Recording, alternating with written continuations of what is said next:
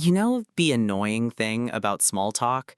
Everyone treats it like the waiting room before the real appointment, something you sit through so you can eventually get to the real conversation.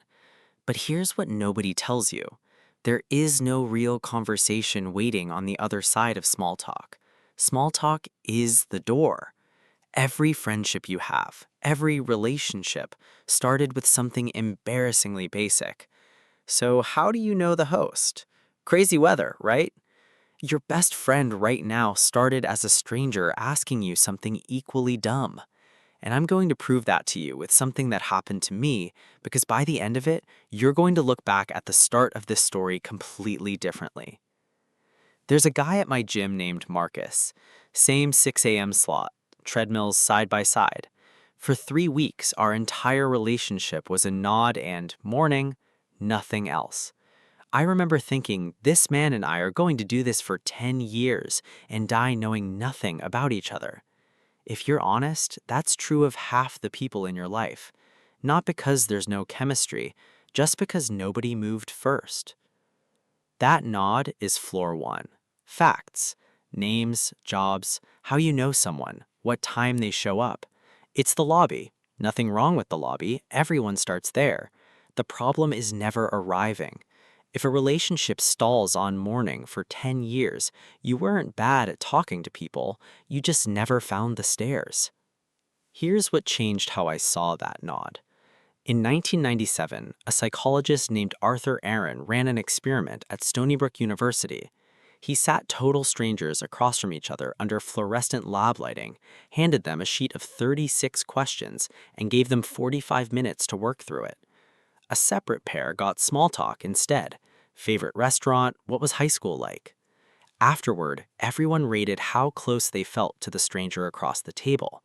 The small talk pairs barely moved, but the other group, two people who'd been strangers 45 minutes earlier, reported feeling closer than they did to people they'd known for years. Same table, same clock, completely different outcome. The only difference was the order the questions came in, which means closeness was never about chemistry. It was about sequence. You can't microwave trust. You can only climb toward it one floor at a time.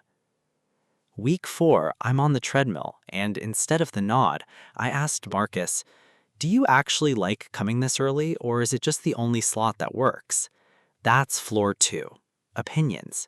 You stop asking what someone does and start asking if they actually like it. It's riskier. Now they can disagree with you or admit something slightly embarrassing. He laughed and said his knees hate him, but it's the only hour nobody needs anything from him. Small line. I didn't think much of it at the time. I should have.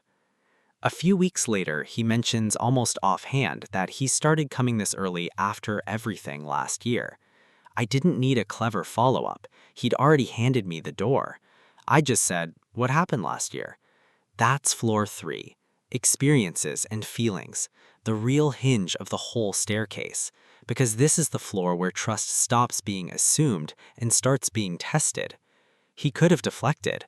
Instead, he told me about a rough stretch at work.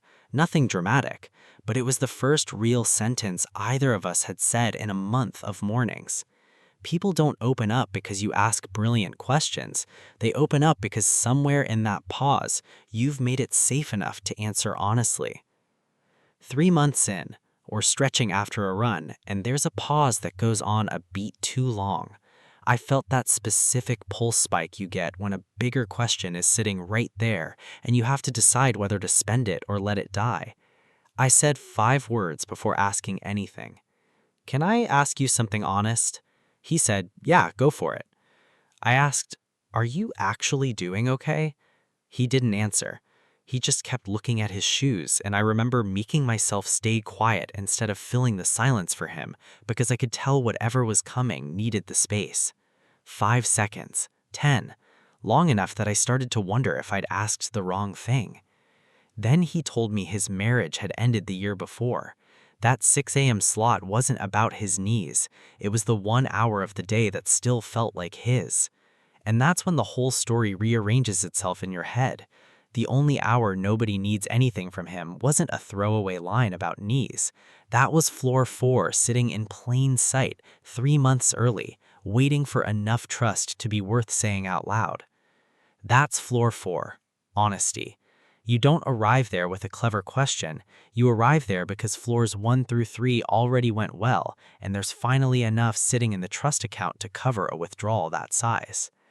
3 weeks of nodding, 4 months, one 5-word sentence, and a man I used to just grunt morning at became someone I actually knew. Two things kept this from going wrong.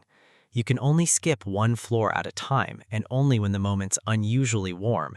Ask, "Are you okay?" in week 1, and that's not depth, that's a stranger being strange on a treadmill. And every floor needs real time, not 45 minutes like the lab. In real life, it's weeks, sometimes months. The staircase doesn't care about your schedule, it only cares about the order.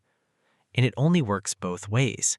If Marcus had opened up and I'd said, "Oh, that sucks. Anyway, how's the treadmill?"